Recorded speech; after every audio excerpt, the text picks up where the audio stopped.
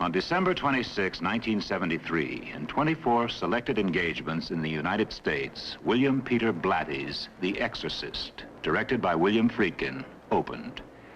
From the novel that had long been on the bestseller lists and directed by the man who had brought the French Connection to the screen, The Exorcist had long been awaited, widely speculated upon, and anxiously anticipated.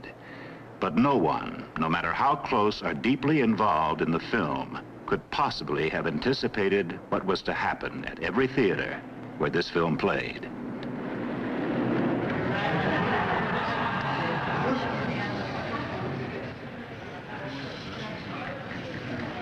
This is the second time we've seen it. It's terrific. As many as I can possibly go. I love it. Try it, you'll like it. Well, we drove 100 miles, so I hope so. Fantastic movie. It's really gross. It was really terrific. I want to see if it's going to make me throw up. The Exorcist scored the biggest opening day gross for a single theater in the history of Los Angeles motion picture houses and broke established records in every other theater where it opened across the country. In record-breaking, coast-to-coast first-week grosses, The Exorcist brought in almost $2 million at 24 theaters.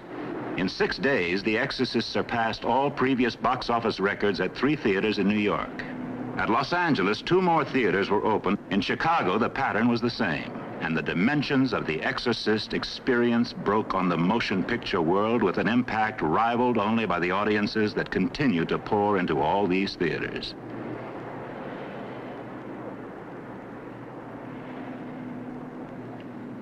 It was, of course, first evident to the theater managers that The Exorcist was no longer just the most successful motion picture in film history, but had become an unquestioned sociological phenomenon, breaking out of the theater pages and television reviewers' hands to the city desk, the front page, and hard news on telecast from coast to coast. I'm Harry Francis, manager of the National Theater here in Westwood.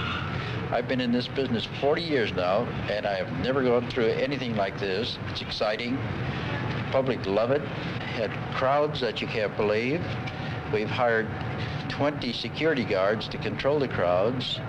We're getting young people, old people, you name it, we get anyone. Last week in the rain, they stood as it was the sun today. Mr. Friedkin and Mr. Blatty felt sorry for the people. They hired caterers. They give out 3,000 cups of coffee each night, a total of 6,000. The public thought it was great. My name is Randy Robbins, I'm the assistant manager at the National Theater. We've had uncontrollable crowds, and to try and alleviate some of the problems of people not getting tickets that have been waiting long periods of time in line, we started a system of giving out coupons. Nobody gets a ticket without a coupon, and the way they get them is just by taking a place in line, waiting from 3 to 5.5 hours, and then purchasing their ticket with it. Only 1 coupon is given per person, and they can't buy a ticket without it, regardless. So what we do, right now it's 4 o'clock, we're giving out coupons for the 8 o'clock show, which will guarantee them a seat, so they won't have to worry about whether they'll be getting in or whether they won't be getting in. My name is Donna Yearwood. I'm a cashier here at the National Theater in Westwood.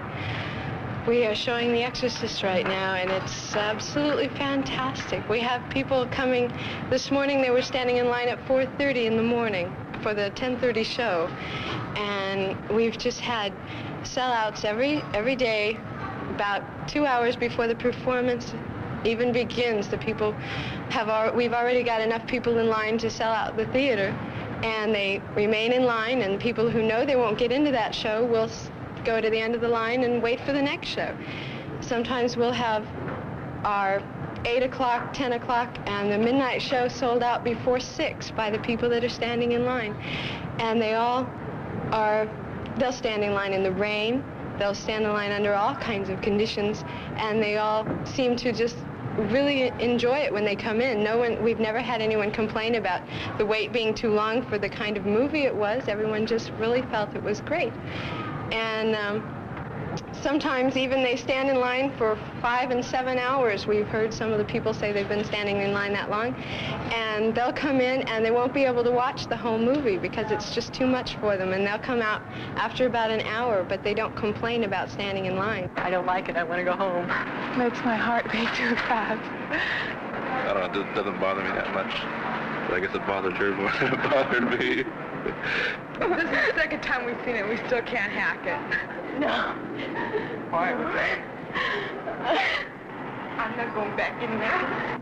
All the people are pretty good about it. We've had to have a lot, as long as we have a lot of help, then we can help the people as fast as we can.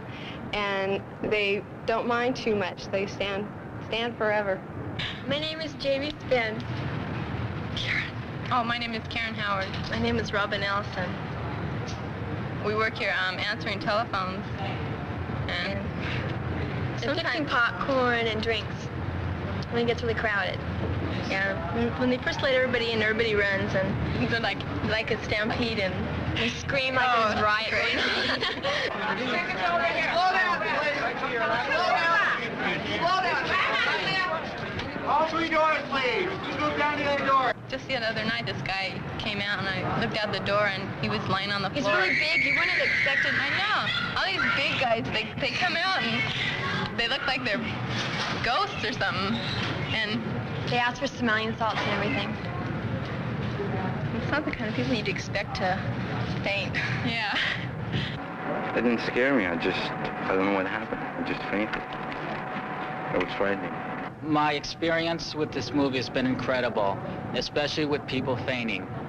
Halfway through the movie, the movie starts getting quite violent, and people get quite unusual reactions, and we have a lot of people throwing up and a lot of people shuddering.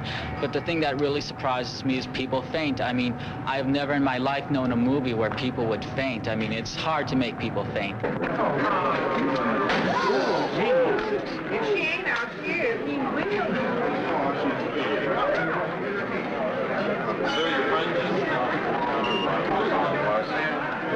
Well, as soon as they faint, I get out the smelling salts, and we have two kinds. We have a little bottle with smelling salts, and I uncap it, and I hold it under their nose, and they come to, or else we have the little pellets, and I break them, and then they come to.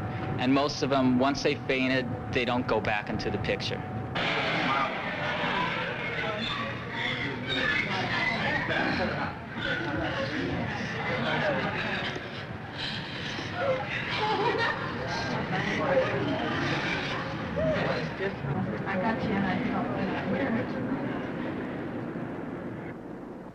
The crowds were so intense at all the theaters that they became a police concern. Uniformed guards were hired in all instances to keep thoroughfares clear and prevent violation of the lines. A more orderly line. You're blocking the sidewalk. It's something I never saw in my whole entire life. This is something different. And I went to a lot of movies, but I never seen nothing like this here myself. Hey, look at please. Move this way. Theater's upstairs. Ticket, please. Theater's upstairs. All the way down. All the way down here, please. Please keep your line in. We will get you ticket. Please moving back in. Move back in here, please. Please move in. We won't get your picture. Right, we came yesterday for the 3:45 showing, and then we came back again for the night one, and we stood in line, but nothing. We didn't get in, so we wanted to come back again today. She turned her head around. Oh my God. It's probably the grossest thing I've ever seen. Oh, it's weird. She turned her head around. So why don't you just step out so I can get She turned her head around. It's not that bad. God, I was so scared. The bed was shaking and like her back. She's going up and down. Then when her voice changed, my God, I've never seen anything like it. Did you see the part where she turns her head around? Not yet. I'm not gonna see it either. It's gross. I tell you that. Yeah? Man, that is one of the most grossest movies in the world. It is. I ain't never took my coat and hit it over my face like that. Seriously, man. It really was. Seriously. It was a good movie, but it was really bad. I tell everybody go see it. All the major networks covered the exorcist phenomenon in hard news stories. David Sheehan is with us tonight to talk about a movie that has people passing out in the lobby on their way in or on their way out, David. Well, you've heard about all those reports about The Exorcist and the trouble it's causing, people fainting and so forth. I went to check it out. The manager of the National Theater in Westwood says that there indeed are at least a dozen people who faint or become ill during every showing. But The Exorcist is still drawing sellout houses for every performance, complete with lines around the block. I spent an evening in the lobby just to see if people really do come stumbling out in the middle of the picture, as reported. They did, so I asked them why. It just scared me to death. Things just like this, really scared me to death. I'm just nervous. Do you remember what particular scene it was that... When she was in, what was it? When she was in a room, the doctors came in, and I guess it was when she was talking to Devil's voice. Oh, God, I can't believe it. Keep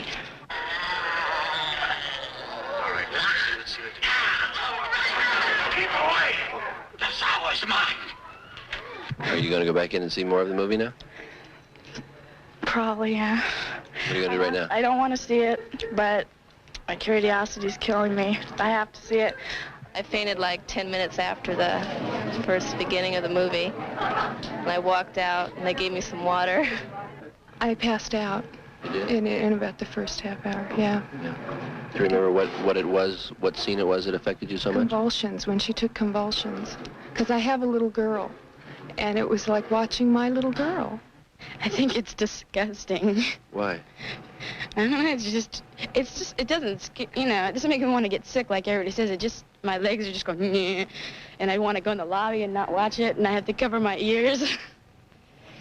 What was it that made that happen? Just when she started talking like devil coming out of her. How about you? I can't even describe it. It's so horrible. I don't know why I waited 4 hours to see that. The devil made her did it, I bet. The fact that people do wait 4 hours in line and then go back in to see more after they've fainted or gotten sick, I guess it shows how far some people will go for the thrill of being chilled to the bone.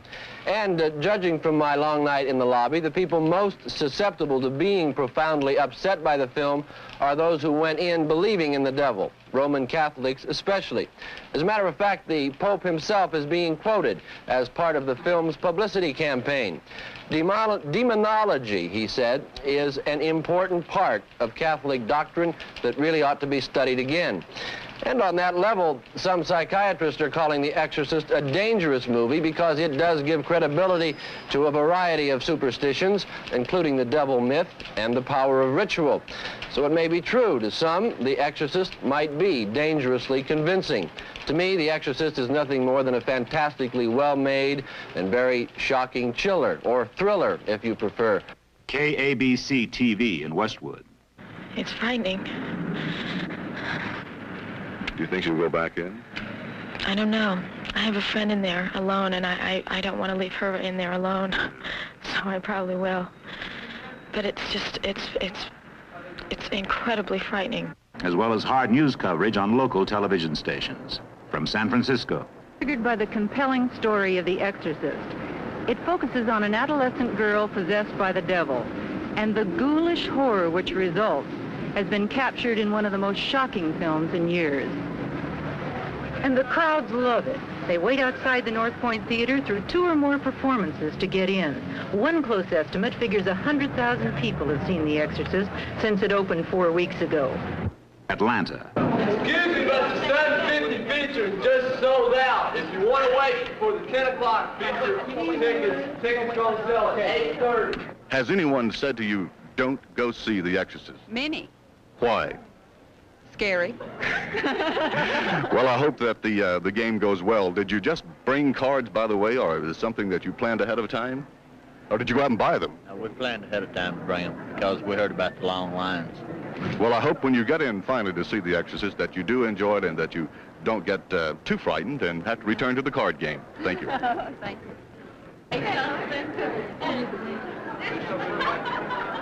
Why do you believe that The Exorcist is worth such a long wait? Well, I've read the book, and I'm just more curious than anything else, I guess. Well, have you heard any discouraging things about the film? Yes, I have debated on whether or not to come, really, but my curiosity got the better of me. St. Louis. I wouldn't advise it for children. It's very mind-impressing, though.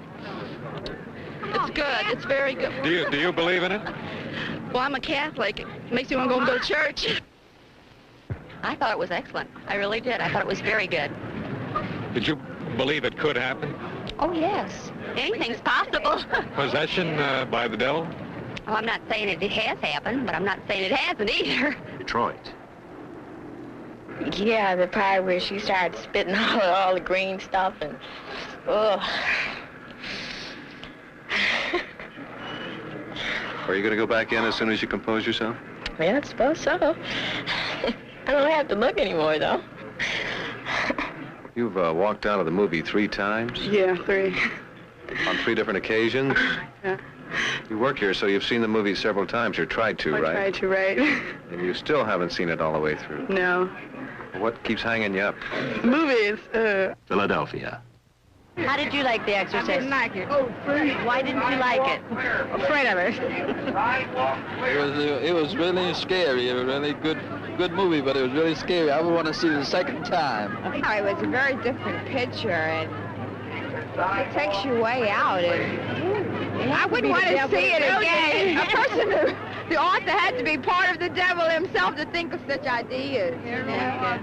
My nerves are shot. The Pittsburgh Press headlined The Exorcist, an experience in hysteria for some viewers, saying there were 1,300 standing in sub-freezing weather for hours at a time. The Boston Globe insisted that The Exorcist is not for the faint-hearted. About 5,000 people daily are getting a dose of psychic horror. The Los Angeles Times reports The Exorcist causing fainting and fleeing. Some trembled, others sought the privacy of restrooms. Majority stared into space. The St. Louis Post-Dispatch says suburbs showing The Exorcist aroused by traffic congestion. The San Francisco Chronicle headlines their story, Weird Goings-On. The Milwaukee Journal blared, fans line up to have stomachs turned. In Toronto, the Star gives a whole page to The Exorcist on one day with news photos of crowds lined up in freezing temperatures and a report that the picture is keeping the ambulances busy. And finally, cartoonist Conrad reinterpreted the basic advertising art for The Exorcist as a political suggestion. The New York Times said the United States is going to the devil. Later, the New York Times devoted a section front page headline to speculation on the cause of the Exorcist phenomenon and did a full inside page in that same section on the people waiting in line. On major radio networks and on local television throughout the country, psychiatrists and priests queried the makers of the film and each other on the meaning of its public impact. I must confess that there were times when I had to force myself to look at the screen. Why? First of all, I knew what was coming because I'd read the book, and secondly, because it is a subject matter which obviously is, well, let's put it this way, it seems to me that it touches very deep areas of the human personality. And unless one is very insensitive, I can't imagine anyone either reading the book or seeing the movie without it having some reaction on them. The Exorcist is with us now. The movie made from William Blatty's book. It may well prove to be more than just a volume or a show. It may well be remembered as one of the phenomena of the 70s. It seems that Chicago, like ancient Gaul, is today a city divided into 3 parts. Those who have not yet seen the movie, those who have seen it and want to talk about it, and those who have seen it and don't want to talk about it. I'm here in Hollywood today talking with the 2 men who are responsible for the remarkable success of The Exorcist, and they are author William Blatty and director of the film William Friedkin. Did you realize when you began all this that you're going to have such a phenomenon, or were you just trying to make a decent, honest living? I was quite confident, just looking at the dailies, that it was going to be quite a phenomenon. Perhaps not to this extent, but I was convinced when I saw the very first rough cut on a moviola that Billy had put together that I quite frankly believed it was a film masterpiece, and I do. Interesting now. See, he uses the same phrase that I do, Bill. He calls it a film masterpiece, and I admit this. I have some questions about its contribution to theology and religion, but as to say it's not one of the greatest entertainments we've ever seen, we can't deny that at all.